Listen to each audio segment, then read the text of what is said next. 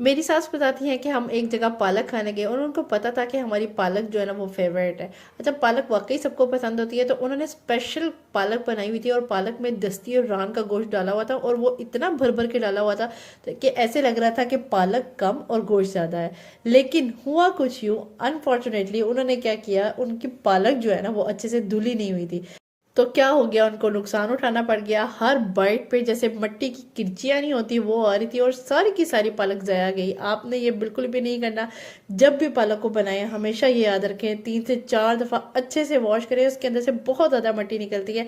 अच्छे से वॉश करने के बाद मैं क्या करती हूँ, पालक को ना इस तरह से कुकर में ऐड कर देती हूँ। कुकर में ऐड करने के बाद तकरीबन एक बड़ा वाला गिलास मैंने पानी डाला है और साथ उसको ना हीट लगा दी। हीट लगा दी तकरीबन चढ़ी है, तकरीबन 10 मिनट इसको पकाया और उसके बाद इसको ब्लेंड कर दिया। आपको नुकसान से बचाने के लिए मैंने तो आपको साथ एक टिप शेयर कर दिया। बकौल इनके कि पालक इतनी मजेदार थी कि ना छोड़ने को दिल कर रहा था और ना ही खाने को। हुआ ना नुकसान भी।